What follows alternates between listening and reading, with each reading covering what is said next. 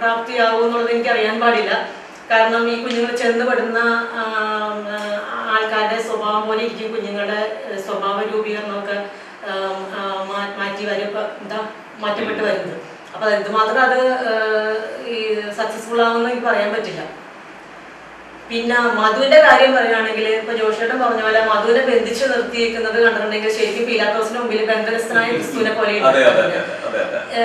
ആ അവന്റെ ഒരു ആകാരം വെച്ച് ആ ശരീര പ്രകൃതി വെച്ച് നോക്കുവാണെങ്കിൽ അതിനെ ഇത്രയും ഈ കെട്ടിയിട്ട് ആക്രമിക്കേണ്ട ഒരു അവസ്ഥയില്ല. ശരിക്കും അത് തിരിച്ചാക്രമിക്കുമെന്ന് പോലും നമുക്ക് തോന്നുന്നില്ല. കാരണം അത്ര പോലും അത് അതിന്റെ ഹെൽത്ത് വൈസ് അത് വളരെ ശോഷിച്ചൊരു മനുഷ്യൻ, നല്ലൊരു ഡ്രസ്സ് ഇല്ല അതിന്, അങ്ങനെ വളരെ ദയനീയമായി നിൽക്കുന്ന മനുഷ്യൻ എന്തായാലും തിരിച്ച് അറ്റാക്ക് ചെയ്യാൻ പോലില്ല. അങ്ങനെയുള്ള മനുഷ്യനെ എന്തിനാണ് ഇങ്ങനെ ബന്ധിച്ച് നിർത്തി ആക്രമിച്ചത്? നമ്മള് ഒന്ന് ചിന്തിച്ചു നോക്കി. നമ്മളിപ്പോ ഒരു ആരെങ്കിലും ഒന്ന് നമ്മളെ ഒരു അടി തന്നു, നമ്മുടെ ഉടനെ നമ്മുടെ നെറ്റ കൈകൾ നമ്മളെ തൂക്കാൻ ശ്രമിക്കും. ഇത് കിട്ടിയ പീഡനങ്ങളെല്ലാം അതിലൊന്ന് തടുക്കാൻ പോലും പറ്റാണ്ട് നിസ്സഹായനായി നിന്ന് ഈ അടി മുഴുവൻ മേടിച്ച് കൂട്ടിയത്. ഈ അതിനെ ശിക്ഷിച്ചത് എന്തിനാണ് ഞാൻ ആലോചിക്കും. കാരണം അതിന്റെ കയ്യിൽ നമ്മൾ ആ സഞ്ചി തുറന്നപ്പോൾ അതിനകത്ത് ഏതാണ്ട് കുറച്ച് പാക്കറ്റുകൾ ഉണ്ടായിരുന്നു. ഇവിടെ കോടാനുകോടികൾ കക്കുന്ന കള്ളന്മാര്, രാഷ്ട്രീയക്കാരും ആണെങ്കിലും വലിയ കോർപ്പറേറ്റുകളാണെങ്കിലും ഏത് ബിസിനസ്സുകാരാണെങ്കിലും അങ്ങനെയുള്ള കള്ളന്മാരുള്ളപ്പോഴത്തേക്കും ഈ നിസ്സാരം ഈ മല്ലിപ്പൊടി ഏതാണ്ടെങ്കിൽ അതിന്റെ ബാഗിൽ നിന്ന് കിട്ടിയെന്ന് പറഞ്ഞു. ആ നിസ്സാര കാര്യത്തിൽ ഇതിനെ ഇത്രയും പീഡനങ്ങൾ ഏൽപ്പിച്ച് തല്ലിക്കൊള്ളേണ്ട ഒരു കാര്യമുണ്ടോ എന്ന് ഞാൻ ആലോചിച്ചു പോവുകയാണ്. കാരണം ഈ മനുഷ്യരൊക്കെ ഇത്രമാത്രം എന്താ പറയാ ഒരു മനുഷ്യത്വമില്ലാത്ത ഒരു അവസ്ഥയിലേക്ക് മനുഷ്യർ എന്തുകൊണ്ടാണ് മാറിപ്പോയെന്നും നമുക്ക് ചിന്തിച്ച് ചെയ്യേണ്ടതാണ്. പറഞ്ഞു വരുന്നത് ഇതാണ്, ഈ മാന്യതയുടെ മുഖംമൂടി അണിഞ്ഞുകൊണ്ട് ഒരുപാട് കൊള്ളയും കൊലപാതകങ്ങളും അഴിമതിയും ഒക്കെ നടത്തുന്ന അനേകം ആളുകളുണ്ട് നമ്മുടെ സമൂഹത്തിൽ. അപ്പൊ അങ്ങനെയുള്ള ആളുകളെ ആരെങ്കിലും അങ്ങനെയുള്ള ആൾക്കാരെ ഇതേപോലെ ചെയ്തിരുന്നുവെങ്കിൽ നമ്മുടെ കേരളത്തിലെ ജനങ്ങൾ സന്തോഷിക്കുമായിരുന്നു എന്നാണ് പറഞ്ഞു വരുന്നത്. അപ്പോൾ ഇത് ഒരു നിരപരാധിയായ ഒരു ചെറുപ്പക്കാരനെ ഇങ്ങനെ ചെയ്ത സ്ഥാനത്ത് അതേപോലെയുള്ള ആളുകളൊക്കെ ചെയ്തിരുന്നുവെങ്കിൽ ജനങ്ങൾ സന്തോഷിക്കുമായിരുന്നു. അതുമല്ല, മധു ഇങ്ങനെ വരില്ലായിരുന്നു. കാരണം മധു ഏതാണ്ട് നമ്മുടെ കേരളത്തിൽ ഏതാണ്ട് 5 ലക്ഷത്തിൽ താഴെ ആദിവാസികളുണ്ട്. ഇവർക്ക് കോടാനുകോടി രൂപ സർക്കാർ ഓരോ അവരുടെ ക്ഷേമ പദ്ധതികൾക്കായി കൊടുക്കുന്നുണ്ട്. ഈ 5 ലക്ഷത്തിൽ താഴെയുള്ള ഈ ജനങ്ങൾക്ക് ഇപ്പോഴും പ്രോപ്പറായിട്ട് വീടില്ലാത്തവരുണ്ട്, പ്രോപ്പറായിട്ടുള്ള കക്കൂസുകള്, കുടിവെള്ളം, പിന്നെ ആരോഗ്യപരമായിട്ട് കഷ്ടപ്പെടുന്ന ഒത്തിരി പേരുണ്ട്, മാരകമായ രോഗങ്ങളുള്ള ഒത്തിരി പേരുണ്ട്. ഈ വിദ്യാഭ്യാസ രംഗത്താണെങ്കിലും വളരെ പേര്, സാക്ഷരത എന്നൊക്കെ പറയുന്നുണ്ടെങ്കിലും വളരെ പേര് ഇപ്പോഴും, കാരണം കുട്ടികളെ നിർബന്ധിച്ച് അവർക്ക് പഠിക്കാൻ സ്വാഭാവികമായിട്ട് മടിയുണ്ടാവും. അത് തിരിച്ച് അവരെ കൊണ്ടുവന്ന് പ്രോത്സാഹിപ്പിച്ച് വീണ്ടും അവരെ സാക്ഷരത എത്തിക്കാനുള്ള സംവിധാനങ്ങളില്ല. എല്ലാ തരത്തിലും ഇപ്പോഴും അവിടെ ജനങ്ങൾ എല്ലാ തരത്തിലുള്ള യാതനകൾ അനുഭവിച്ചുകൊണ്ടിരിക്കുന്നുണ്ട്. അപ്പോൾ ഈ കോടികള് ആരെ കട്ടേക്കുന്നത്? അപ്പൊ ഈ മധുവിനെയാണോ തല്ലിക്കൊല്ലേണ്ടത്, അതോ ഈ കോടികൾ കട്ടേക്കണ ഈ ഉന്നത തലം തുടങ്ങി നമ്മൾ ചെറിഞ്ഞു നോക്കുവാണെങ്കിൽ ഈ കോടികൾ എവിടെയാ ബ്ലോക്കായി പോയേക്കണത്? എന്ത് ഇവർക്ക് കിട്ടാത്തെ? ഈ പൈസകളെല്ലാം വരുവാണെങ്കിൽ ഇപ്പൊ ഈ പറഞ്ഞ മിനിമം ഇവരുടെ ഈ ഭവനങ്ങള് അല്ലെങ്കിൽ ഈ വരുന്ന ഇവരുടെ ആ കുറവുകളെല്ലാം നികത്താൻ പാടില്ലേ? ഈ മധുനെ പോലത്തെ ആൾക്കാരുണ്ടാവൂലായിരുന്നല്ലോ, പട്ടിണി അനുഭവിക്കേണ്ടി വരില്ലായിരുന്നല്ലോ. എന്തെങ്കിലും സംഭവിച്ചു കഴിയുമ്പോൾ സർക്കാർ ഉടനെ തന്നെ ഇപ്പോൾ തന്നെ അവർക്ക് ആവശ്യമുള്ള എത്ര നാളത്തേക്ക് ഉണ്ടാവും? ഇത് എത്ര നാളത്തേക്ക് ഉണ്ടാവും? ഈ കോടികൾ എവിടെയാണ്? 100% ശരിയാണ്. ഒരു വസ്തുത പറയാം, 13 പഞ്ചവത്സര പദ്ധതികളിലൂടെയാണ്. അതിലെല്ലാം എല്ലാ പഞ്ചവത്സര പദ്ധതിയിലും ഈ ആദിവാസികൾക്കും വനവാസികൾക്കും ഒക്കെ ഒത്തിരി പണമുണ്ട്. അതിന്റെ കങ്കാണിമാരായി നിന്നവരെല്ലാം കോടീശ്വരന്മാരായിട്ട്. അപ്പൊ എന്നിട്ട് പോലും ഇതുങ്ങൾ പഴയ നിലയിൽ നിന്ന് ഓരോ ദിവസം ചെല്ലുന്നതോറും പിറകിലേക്ക് പോവുകയാണ്. മാത്രമല്ല ഈ മുസ്ലിം ഖുർആൻ പറയുന്ന ഒരു കാര്യം, ഏതെങ്കിലും ഒരു രാജ്യത്ത് ഒരാൾ പട്ടിണി കൊണ്ട് മരിക്കുകയാണെങ്കിൽ അതിന്റെ ശിക്ഷ അനുഭവിക്കേണ്ടത് ആ ഭരണത്തലവനാണ്. ആ ഭരണത്തലവൻ അങ്ങനെ മോശമായ ഭരണം നടത്തിയത് കൊണ്ടാണ് ഇദ്ദേഹം പട്ടിണി എന്ന് പറയുന്നത് ഈ രാജ്യത്ത് ഉണ്ടാവാൻ പാടില്ല. മിനിമം കാര്യം പട്ടിണിയും വസ്ത്രവും ഒരു ശരാശരി മനുഷ്യന് കിട്ടാത്തടത്തോളം കാലം ആ രാജ്യത്ത് ഏത് ഭരണാധിപനാണ് എത്ര ശ്രേഷ്ഠനായി എത്ര പറഞ്ഞു നടന്നാലും യാതൊരു പ്രയോജനവുമില്ല. അദ്ദേഹം ദൈവത്തിന്റെ മുമ്പിൽ നിന്നല്ല, സമൂഹത്തിന്റെ മുമ്പിൽ നിന്നല്ല, മ്ലേച്ഛനാണ്. വളരെ സത്യമായ കാര്യമാണ്. വളരെ എല്ലാ ഗ്രന്ഥങ്ങളിലും ഇത് തന്നെയാണ് പറയുന്നത്. ഒരിക്കലും ഈ ഒരു മനുഷ്യൻ പട്ടിണി കിടക്കുമ്പോൾ നമ്മൾ എല്ലാ വേദഗ്രന്ഥം ഇപ്പം നമുക്ക് പരിചിതമായ വേദഗ്രന്ഥങ്ങൾ എടുത്ത് നോക്കിയാൽ നമുക്ക് കാണാം.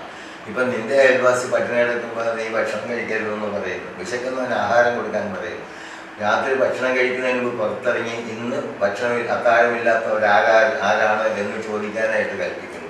ഇതെല്ലാം നമ്മുടെ എല്ലാ മത അനുഷ്ഠാനങ്ങളിലും അതുപോലെ ആളുകളുടെ ജീവിത രീതിയിലും ഉണ്ടായിരുന്നതാണ്. ഒരു കാലത്ത് നമുക്ക് പ്രത്യേകമായിട്ട് ഒരു സ്നേഹം എന്നൊരു സംഗതി ഉണ്ടായിരുന്നു, ദയവുണ്ടായിരുന്നു, മറ്റുള്ളവർ ഒരു അനുകമ്പയുണ്ടായിരുന്നു. ഇപ്പം സ്നേഹവും അനുകമ്പയും അങ്ങനെയുള്ള എല്ലാം പോയിരിക്കും. എന്തുകൊണ്ട് പോയി, ആരാണത് കളഞ്ഞത് എന്ന് ചിന്തിക്കുമ്പോൾ ഈ രാഷ്ട്രീയക്കാരുടെ കുബുദ്ധി നമുക്ക് മനസ്സിലാവും. ഈ രാഷ്ട്രീയക്കാർ മാത്രമാണ് ഇങ്ങനെയുള്ള കുഴപ്പങ്ങൾ ഉണ്ടാക്കിയിട്ടുള്ളത്. ഞാൻ ഈ മധുവിൻ്റെ കൊലപാതകം ഞാൻ കടന്നു പറഞ്ഞു പോയതാണ്, ക്ഷമിക്കുക. മധുവിൻ്റെ കൊലപാതകം ഞാൻ വായിച്ചു കഴിഞ്ഞപ്പോൾ എനിക്ക് വിക്ടർ ഹ്യൂഗോൻ്റെ പാവങ്ങളാണ് ഓർമ്മ വന്നത്. വിക്ടർ ഹ്യൂഗോൻ്റെ പാവങ്ങൾ ഓർമ്മ വന്നത് ഒരു കഷ്ണം റൊട്ടി എടുത്ത് തൻ്റെ സഹോദരിയുടെ വിശക്കുന്ന പുത്രന് കൊടുത്തതിനാണ്, ആ പുത്രിക്ക് കൊടുത്തതിനാണ് ഇത്രയേറെ കഷ്ടപ്പെട്ട് ആ മനുഷ്യനെ പിടിച്ച് ജയിലിലിട്ട്. മാത്രമല്ല ആ കുടുംബം തന്നെ തലപാടാക്കി കളഞ്ഞ ഒരു സ്ഥിതിയാണ് വിക്ടർ ഹ്യൂഗോ നമ്മളോട് പറയുന്നത്. അങ്ങനെ അത് വായിക്കുമ്പോൾ കാണുന്ന അതുപോലത്തെ ഒരു ദുഃഖമാണ്. ഇവിടെ യേശുക്രിസ്തു പിലാത്തോസിന്റെ മുമ്പിൽ നിൽക്കുന്ന കാര്യമൊക്കെ നിങ്ങൾ പറഞ്ഞു, പക്ഷെ അതിനൊരു ശക്തി ഉണ്ടായിരുന്നു എന്നുള്ള കാര്യം വരാൻ സാറിലേക്ക് വീണ്ടും വരാൻ. സാഹിത്യകാരിയും കലാകാരിയും സാമൂഹ്യ പ്രവർത്തകരും ഇവിടെ ഉണ്ട്. അപ്പോ ബഹുമാനപ്പെട്ട നമ്മുടെ റോസലി മാത്യു അല്ലെ, റോസലി ജോസ് കോയിക്കര, റോസലി ജോസ് കോയിക്കര എന്താ സീഡിയൊക്കെ ഇറങ്ങിയിട്ടുണ്ട് അല്ലേ? മാസിക എന്തൊക്കെ ഉണ്ടെന്ന് തോന്നുന്നു അല്ലേ? ചെറുകഥാ സമാഹാരം, സാമൂഹ്യ ഭക്തിഗാനങ്ങളൊക്കെ രചിച്ചിട്ടുണ്ട്, സാമൂഹ്യ പ്രവർത്തന രംഗത്ത് പ്രവർത്തിക്കുന്നുണ്ട്. അപ്പോൾ ഈ റോസലി ജോസ് എന്താണ് നമ്മളുടെ ഇപ്പൊ ഈ സ്ത്രീകളുടെ ഭാഗത്ത് നിന്ന് സംസാരിക്കുമ്പോൾ എന്താണ് നമ്മുടെ കേരളത്തിൽ നടന്നുകൊണ്ടിരിക്കുന്ന ഈ കൊലപാതകങ്ങളും പ്രശ്നങ്ങളും ഒക്കെ എന്തെങ്കിലും വളർന്നുകൊണ്ടിരിക്കുകയാണ്, എന്താണ് പറയുന്നത്? നമ്മുടെ രാഷ്ട്രത്തില് രാജ്യതന്ത്രജ്ഞന്മാരില്ല, കക്ഷി രാഷ്ട്രീയക്കാരേ ഉള്ളൂ. ഈ ഓരോ കക്ഷി രാഷ്ട്രീയക്കാരുടെയും ലക്ഷ്യം അവർക്ക് എങ്ങനെ നിലനിൽക്കാമെന്നുള്ളതാണ്. നമ്മുടെ മനുഷ്യ മനസ്സുകളിൽ നിന്നും മാനവികത നഷ്ടപ്പെട്ടു, സാഡിസ്റ്റുകളായിട്ട് മാറിയിരിക്കുക. ഇവിടെ മധു എന്ന് പറയുന്ന ചെറുപ്പക്കാരനെ മർദ്ദിച്ചുകൊണ്ട് ഒരു കൂട്ടം മാനസിക രോഗികൾ ആനന്ദിക്കുക ചെയ്തത്. ആ മധു ചെയ്ത തെറ്റെന്ന് പറയുന്നത് വിശപ്പിന് വേണ്ടി സ്വന്തം സഹോദരിയുടെ കുഞ്ഞിന് അരി മോഷ്ടിച്ചു. അവനെ ആ നിലയിൽ എത്തിച്ചത് ഇവർക്ക് വേണ്ടി ഓരോ കാലാകാലങ്ങളിൽ അനുവദിച്ചിരിക്കുന്ന ആനുകൂല്യങ്ങൾ അവരെത്താത്തതുകൊണ്ടാണ്. ഇങ്ങനെ സർക്കാർ വലിയ തുകകൾ ഫണ്ട് വയ്ക്കും, ഇടനിലക്കാരാണ് അത് പലപ്പോഴും അടിച്ചു മാറ്റുന്നത്, ജനങ്ങൾക്ക് എത്തുന്നില്ല. ഇപ്പൊ മീൻ ചോദിക്കുന്നവന് ചൂണ്ട കൊടുക്കണമെന്നൊരു പഴഞ്ചൊല്ലുണ്ട്. ഈ ആദിവാസികളെ സ്വയം പര്യാപ്തതയിൽ എത്തിക്കുന്നതിന് ആരും സമ്മതിക്കുന്നില്ല. എല്ലാവർക്കും എന്നും വേണ്ട കുറച്ച് അടിമകളാണ്. അപ്പൊ ഇങ്ങനെ രംഗത്ത് കാണിക്കാൻ കുറച്ച് ഫണ്ടുകളും തുകകളും മേനെയുള്ള വാക്കുകളും ഒക്കെ ഉച്ചഭാഷണയിലൂടെ ഉച്ചരിക്കുന്നതല്ലാതെ മാനവികതയുള്ള ഒരു രാഷ്ട്രീയ നേതാവ് ഇന്ന് നമ്മുടെ സമൂഹത്തിലില്ല. മറ്റൊന്ന്, ജനാധിപത്യത്തിന്റെ വിജയം എന്ന് പറയുന്നത് നിയമവാഴ്ചയാണ്. ഇന്ന് നിയമം ആർക്കും കൈയെടുക്കാം.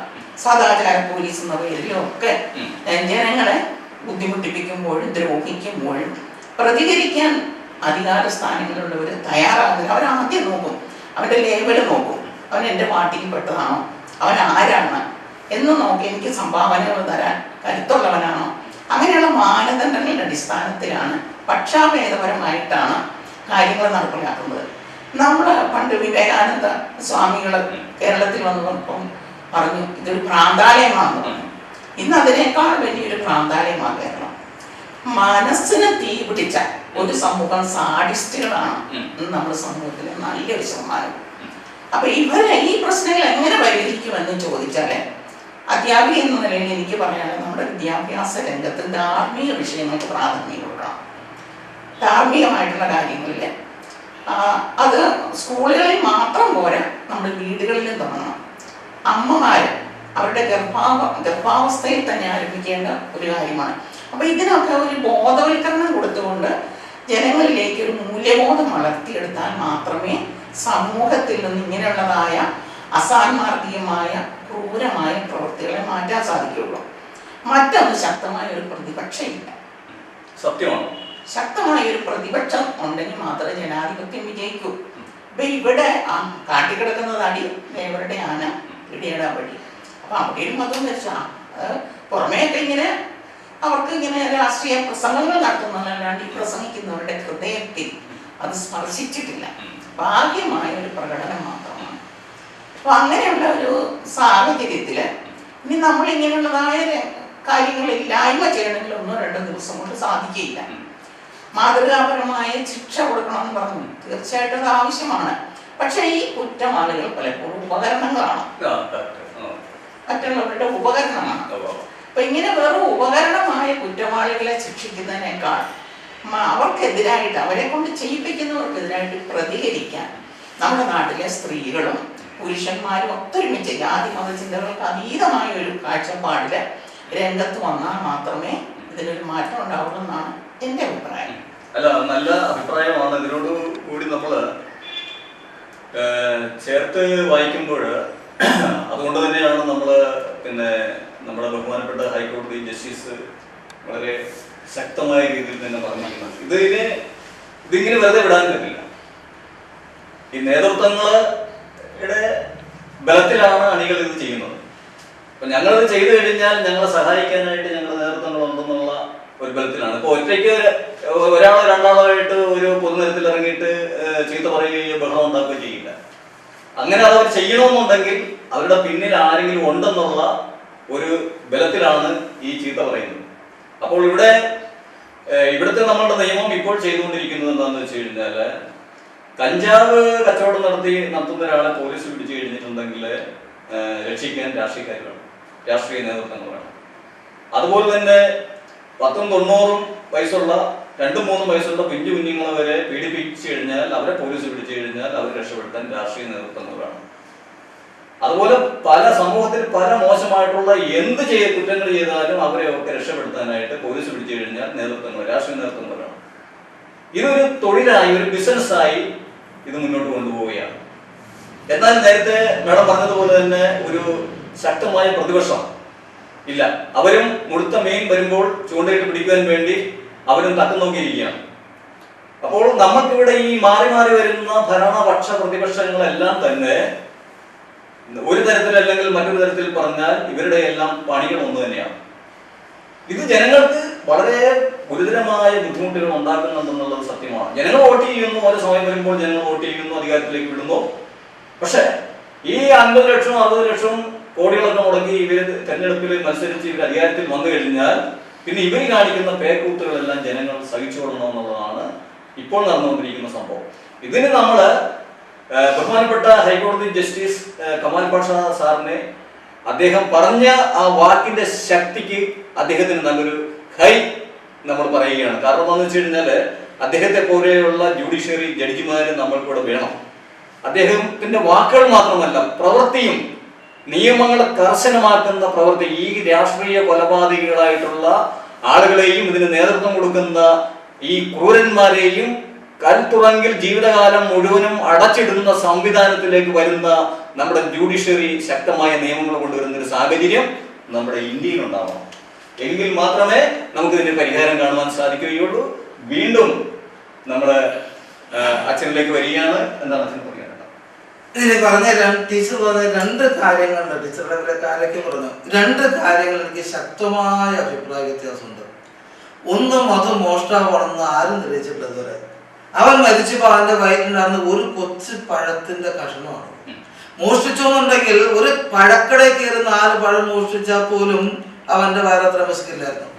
വേറൊരു കാര്യം, അവൻ അമ്മയുടെ കൂടെയല്ല, കുടുംബത്തിന്റെ കൂടെയല്ല, മനുഷ്യ സമൂഹത്തെ പിടിച്ചൊരു ഗുഹയ്ക്കുള്ള താമസിക്കുന്നത്. മാനസികമായ പ്രശ്നമുണ്ടെന്ന് തന്നെയാണ് വിചാരിക്കുന്നത്. ആ മനുഷ്യൻ വിലപ്പെട്ട ഒരു സാധനം മോഷ്ടിച്ചിട്ടില്ല. ഗുഹയ്ക്കകത്ത് കയറി പിടിച്ചു പുറത്ത് കൊണ്ടുവന്ന് തല്ലിക്കൊല്ലായിരുന്നു. അവൻ ആരെ മോഷ്ടിച്ചത്, ആരെ ഒരു പരാതി കൊടുത്തേക്കുന്നത്? അവൻ മോഷ്ടിച്ചു എന്ന് പറയുന്നത് തെറ്റാ, ചെയ്യാൻ പാടില്ല. അവൻ മോഷ്ടിച്ചിട്ടില്ല.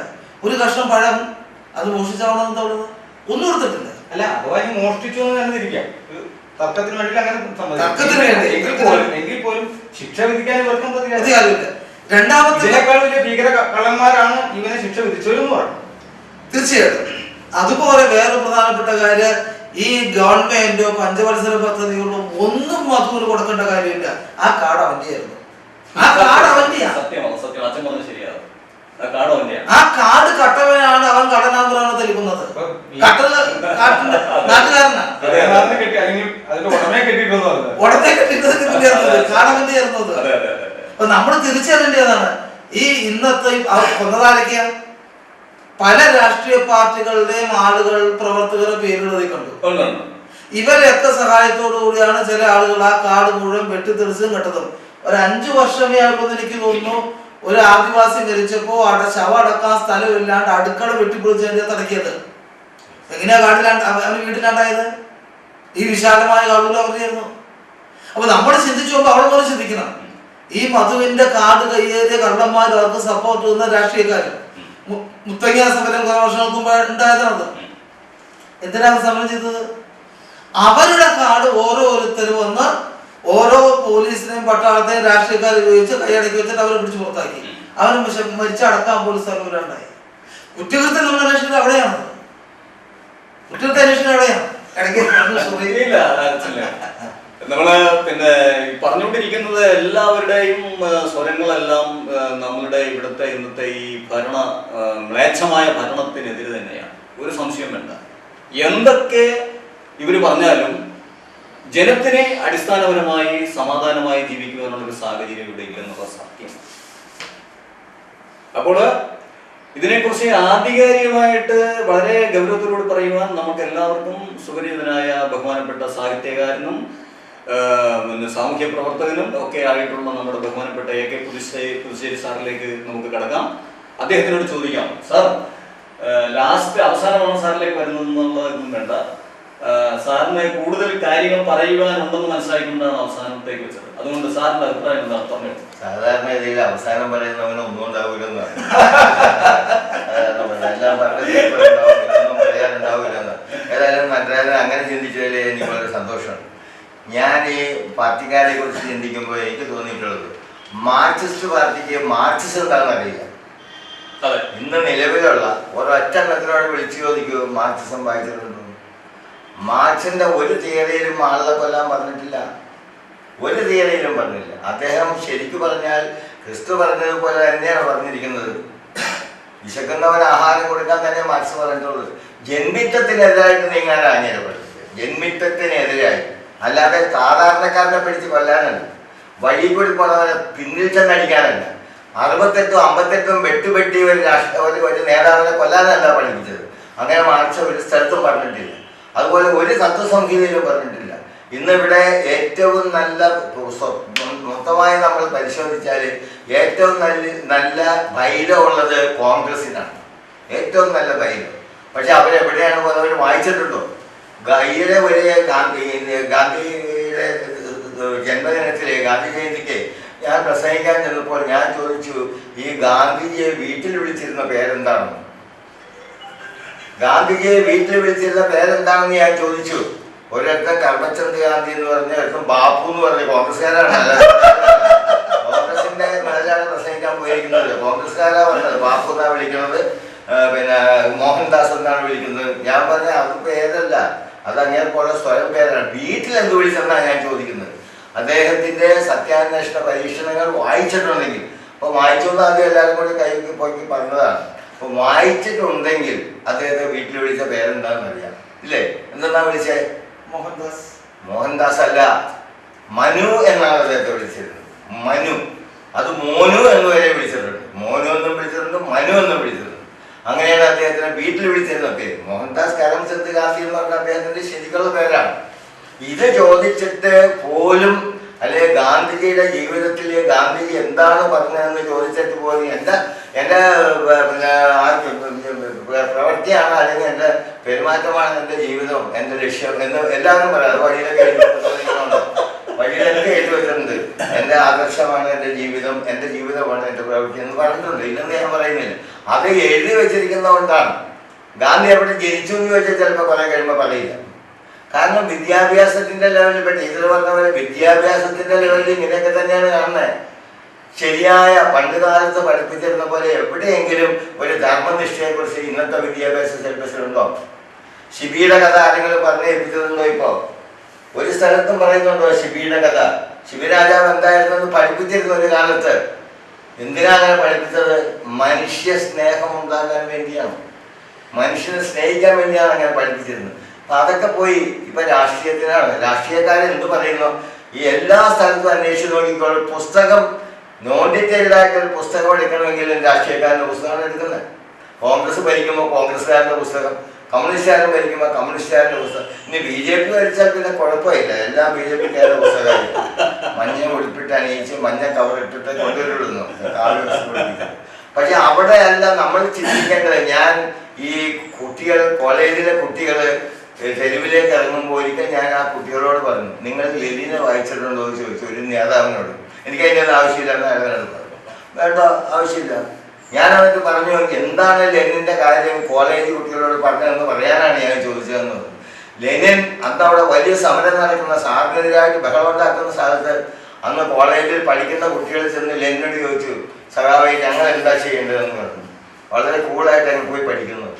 നിങ്ങളുടെ കാലം ഇപ്പൊ പഠിക്കാനുള്ളതാണ്, നിങ്ങൾ സമരത്തിൽ ഇറങ്ങേണ്ടവരല്ല.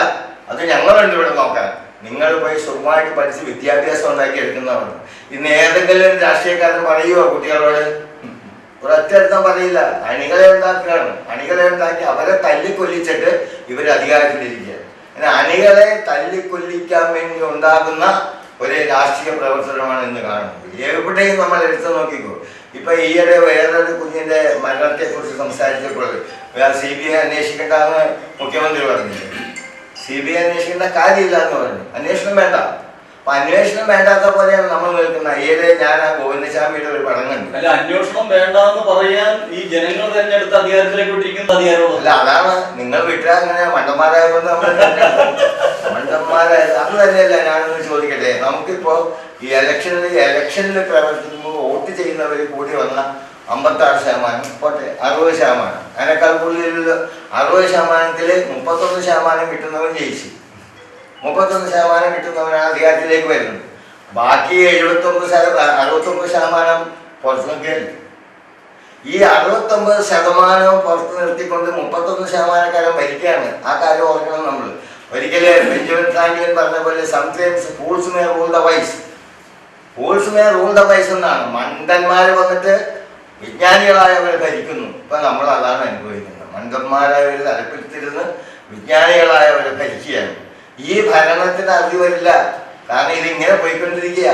ഇതിനെ വരണമെങ്കിൽ ജനങ്ങൾക്ക് വേണ്ടി ജനങ്ങളാൽ ഭരിക്കുന്ന ഒരു ഭരണമാണിതെന്ന് ബോധ്യം വേണം. ജനങ്ങൾക്ക് വേണ്ടി ജനങ്ങളാൽ ഭരിക്കപ്പെടുന്ന ഭരണം. അല്ല രാജാക്കന്മാരുടെ സമ്പ്രദായം ഉണ്ടാക്കേണ്ട തലമുറയായിട്ട് ഭരിക്കുന്നതല്ല. ഇന്ന് പലയിടത്തും നമ്മൾ നോക്കിയാൽ തലമുറയാണ് ഭരിക്കുന്നത്. പണ്ടത്തെ രാജാക്കന്മാർ ഇതിനേക്കാൾ എത്രയോ ഭേദമായിരുന്നു. ഞാൻ രാജകീയ ഭരണകാലത്ത് ജനിച്ച ആളാണ്, ജീവിച്ച ആളാണ്. ഞങ്ങൾക്കൊന്നും ഒരു വിഷമം ഉണ്ടായിട്ടില്ല, ഒരു വിഷമം ഉണ്ടായില്ല. സ്വാതന്ത്ര്യം കിട്ടുന്ന കാലത്ത് സ്വാതന്ത്ര്യം വേണമെന്ന് പറഞ്ഞ് ഒപ്പിവെച്ച് നടന്നിട്ടുള്ള ആളാണ്. എനിക്ക് അറിഞ്ഞൂടായിരുന്നു സ്വാതന്ത്ര്യം കിട്ടിയാൽ എന്തൊക്കെയാണ് സംഭവിക്കാൻ പോണി എന്നുള്ള കാര്യം. ഞാനൊക്കെ അന്ന് ചിന്തിച്ചത് സ്വാതന്ത്ര്യം കിട്ടിയാൽ നല്ല ഉടുപ്പൊക്കെ കൊടുത്ത് നല്ല ഭംഗിയായിട്ടൊക്കെ പോകാം. അപ്പോൾ ഞാൻ 4ാം ക്ലാസ്സിൽ പഠിക്കുമ്പോഴാണ് സ്വാതന്ത്ര്യം കിട്ടിയത്. അപ്പം ഞങ്ങളോട് അന്നത്തെ ടീച്ചർ പറഞ്ഞ് പഠിപ്പിച്ചതെന്ന് വെച്ചാൽ നല്ല മിഠായിയൊക്കെ കിട്ടും കേട്ടോ വന്നേക്കണം. സ്വാതന്ത്ര്യം കിട്ടുന്ന എന്തിനെന്നല്ല ടീച്ചർ ഞങ്ങളോട് പറഞ്ഞത്. ആ ടീച്ചർ ജീവിച്ചിരിക്കുന്നില്ല, അതുകൊണ്ട് ഞാൻ ആ പേര് പറയുന്നില്ല. അപ്പോൾ മിഠായി കിട്ടും ആഗസ്റ്റ് 15-ാം തീയതി. അങ്ങനെ കോരിച്ചൊരിഞ്ഞ മഴയത്ത് വഴിയിൽ വെള്ളം നീന്തി ഞങ്ങൾ പോയത് ഈ മിഠായി മേടിക്കാനാണ്. പിന്നീടാണ് ഇതിൻ്റെ ഭവിഷ്യത്തുകൾ പിന്നീടാണ് അറിയുന്നത്. ഞാൻ പറഞ്ഞത് എനിക്ക് പറയാനുള്ളത്, ഇവിടെ ശിക്ഷ വേണം.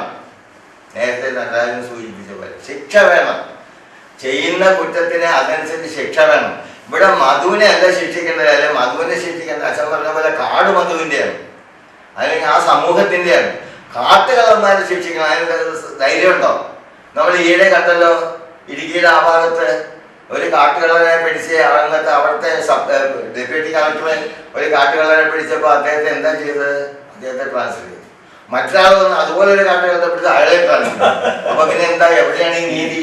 എവിടെയാണ് ഈ ഭരണം? എവിടെയാണ് നീതി? ഒരുത്തൻ തെറ്റുകാരനാണെന്ന് കണ്ട് അവന്റെ പേരിൽ നടപടി എടുത്തപ്പോൾ അവർ പറയിച്ചു, നീ ഇനി എവിടെ കണ്ടാ, നീ പോയിട്ട് വേറെ സ്ഥലത്ത് പോകുന്നത്. അപ്പൊ ആരാണ് ഇവിടെ അഴിമതി ഉണ്ടാക്കുന്നത്? ഭരിക്കുന്നവർ തന്നെയാണ് അഴിമതി ഉണ്ടാക്കുന്നത്. ഭരിക്കുന്നവർ തന്നെയാണ് കൊള്ളക്കായ്മ മുഴുവനും കാണിക്കുന്നത്. അതുകൊണ്ട് ഭരിക്കുന്നവരെ തിരഞ്ഞെടുക്കുമ്പോൾ നമ്മളിപ്പോൾ ഗുണ്ടായുസക്കാരെയാണ് തിരഞ്ഞെടുക്കുന്നത്. ഈയിടെ പത്രത്തിൽ കഴിഞ്ഞ പ്രാവശ്യത്തെ പിന്നെ ഇലക്ഷൻ കഴിഞ്ഞതിന് ശേഷം ഒരു മന്ത്രി പിന്നെ പടം കാണിച്ചു, അത് ടി വിയിൽ കണ്ടതാണ്. മന്ത്രിയുടെ പടം കാണിച്ചു. അദ്ദേഹം ഇന്ത്യൻ എക്സ്പ്രസ് ഇങ്ങനെ വായിക്കുകയാണ്. ഇന്ത്യൻ എക്സ്പ്രസ് വായിക്കുന്നത് തല തിരിച്ചാണ് വായിക്കുന്നത്. എന്ന് പറഞ്ഞാൽ അതിൻ്റെ ഒരു കാറ് മറിഞ്ഞു കിടക്കുന്ന സീനുണ്ട്. ഇയാൾ അത് തിരിച്ച് കാറിൽ നേരെയാക്കിക്കൊണ്ട് വായിച്ചിട്ടൊക്കെയാണ്. ഇത് ക്യാമറക്കാരന് ഒപ്പി നമ്മുടെ മുമ്പിലേക്ക് കാണിക്കാൻ. ഇവിടുത്തെ വലിയ മന്ത്രിയുടെയും കേന്ദ്രമന്ത്രിയുടെയും വേലാതികൾ. അപ്പൊ അങ്ങനെ ആരെയാണ് നമ്മൾ തിരഞ്ഞെടുക്കേണ്ടത്? ഇനി വേറെ ഒന്ന്, നമ്മുടെ രാജ്യസഭയിലേക്ക് ആരാ പോകുന്ന ഇലക്ഷനിലേക്ക് മറ്റവൻ ഗുണ്ടായുസത്തിന് ഏറ്റവും മുമ്പിൽ നിൽക്കുന്നവൻ, കൈക്കൂലി വാങ്ങുന്നവൻ, ആ കൊള്ള നടത്തുന്നവൻ, അവരെയൊക്കെയാണ് പറഞ്ഞിരിക്കുന്നത്. അതിനല്ല അതുണ്ടാക്കിയത്. സ്കോളേഴ്സ്, വിജ്ഞാനികൾ അവിടെ പോകണമെന്ന് വിചാരിച്ചിട്ടാണ്. ജനങ്ങൾ തിരഞ്ഞെടുക്കുന്നവരിൽ ചിലപ്പോൾ തെറ്റുകാരുണ്ടാകും, അല്ലെങ്കിൽ വിവരമില്ലാത്തവരുണ്ടാകും. അങ്ങനെയുള്ളവരെ തിരുത്താൻ വേണ്ടി വിജ്ഞാനികളുടെ സഭയാണ് രാജ്യസഭ. ഇത് അജ്ഞാനികളുടെ സഭയാക്കി മാറ്റി ഈ ഭരണകർത്താക്കൾ. ഇത് ആരോട് പറയാനാണ്? നമുക്കിങ്ങനെ പറയാം, പരാതിപ്പെടാം, ഈശ്വരനോട് പ്രാർത്ഥിക്കാം. ഞാൻ പലപ്പോഴും പറയാറുണ്ട്, ഒന്നില്ലെങ്കിൽ മോശസ് ഒന്നും കൂടി വരണം. മോശ വന്നിട്ട് ഇവിടെ നിന്ന് നേരെയാക്കാൻ അതേ മാർഗമുള്ളൂ. ഇല്ലെങ്കിൽ മഹാവിഷ്ണു ഒരു അവതാരം കൂടി എടുക്കണം. മഹാവിഷ്ണു ഒരു അവതാരം കൂടി എടുത്ത് വന്നിട്ട് ഇവനെയൊക്കെ അടിച്ച് ചമ്മന്തിയാക്കിയില്ലെങ്കിൽ ഒരു പണിയും നടക്കില്ല. നമുക്ക് എന്നാലും ഒരു പെട്ടറുണ്ടെങ്കിൽ നമുക്ക് കയറാൻ. അത് നോഹയുടെ കാലത്താണ്. നോഹയുടെ കാലം വരില്ലേ നീ? കാരണം തന്നെ അത്രയും വരുത്തവിടെ രാഷ്ട്രീയക്കാരെ അടിച്ചു മാറ്റിക്കൊണ്ടു. ഇപ്പൊ നോഹയുടെ പെട്ടകുമ്പോ രാഷ്ട്രീയക്കാരുടെ കയ്യിലായിരിക്കും. അത് എല്ലാം രാഷ്ട്രീയക്കാരുടെ കയ്യിലായില്ലേ? ഓരോന്നും രാഷ്ട്രീയക്കാരുടെ കയ്യില. ഇപ്പൊ ഈ കഴിഞ്ഞ ആഴ്ചയില് അല്ലെ നമ്മൾ കണ്ടത് ഒരു പ്രതിമ, ത്രിപുരയിലെ പ്രതിമ എത്ര മനോഹരമായിട്ടാണ് മറ്റേ ഇത് കൊണ്ടുവന്ന് പറിച്ചു മാറ്റിയത്. എന്തിനാണ് പറിച്ചു മാറ്റിയത്? അതെന്തിന്? ആ പ്രതിമ അവിടെ ഇരുന്നെങ്കിൽ എന്ത് വരാനാണ്? അവര് നേടിയപ്പോ എടുത്തു കളഞ്ഞു. ഗാന്ധിജിയെ പോലും കുറെ കഴിയുമ്പോ വെടിവെച്ച് കൊന്നത് ശരിയാണെന്നും ഗാന്ധിജി ദുഷ്ടനായിരുന്നെന്നും പറഞ്ഞ ചരിത്രം വരും കുറെ കഴിഞ്ഞാൽ. ഇപ്പൊ ജീവിച്ചിരിക്കുന്നവർക്ക് നമുക്കറിയാം അത്ര വലിയ കുഴപ്പമില്ല. പക്ഷെ ഇനി വരുമ്പോ അങ്ങനെ ആയിത്തീരും. അതേപോലെ ചരിത്രത്തെ മറിച്ചുകൊണ്ട് വരികയാണ്. എല്ലാ ചരിത്രവും കള്ളക്കടൽ നിർമ്മിച്ച് ചേർത്ത് വലിയ അതിനുവേണ്ടി ആളുകൾ ഇരുത്തിയിരിക്കുകയാണ്. അല്ല വേറെ ഒന്നുമല്ല. രാഷ്ട്രീയക്കാരാണ് ഇവിടെ ചരിത്രം ഉണ്ടാക്കുന്നത്. എല്ലാ രാഷ്ട്രീയക്കാരും വരുമ്പോൾ അക്കാഡമികൾ എടുത്ത് നോക്ക്. അക്കാഡമിയൊക്കെ ആര് വരണമെന്നാണ്? വിവരമുള്ളവർ വരണമെന്നാണ് തീരുമാനം. എന്നിട്ട് മതം എഴുതാൻ തന്നവനെയൊക്കെയാണ് അക്കാഡമിയുടെ ആളുകൾ. അക്ഷരം മുഴുവൻ അറിയാൻ പാടില്ലാത്തത്. ഇതൊക്കെ പറഞ്ഞാൽ ഞാൻ സാഹിത്യകാരനായതുകൊണ്ട് എനിക്ക് പൊതിക്കറവുകൊണ്ട് പറയാമെന്ന് പറയാം. അങ്ങനെ കറവുണ്ടായിട്ടല്ലേ എനിക്ക്. സാറ് ഒച്ചത്തിൽ സംസാരിച്ചു കഴിഞ്ഞാൽ സാറിന് ഉറപ്പാണ് പിന്നെ ഒരു അവാർഡ് കിട്ടിയിരിക്കും. ഒച്ചത്തിൽ സംസാരിക്കാല്ല, അവിടെ ചെല്ലണം. കാര്യങ്ങൾ തുറന്നു പറയുന്ന സാഹിത്യകാരന്മാർക്കൊക്കെ പിടിച്ചവർ അവാർഡ്.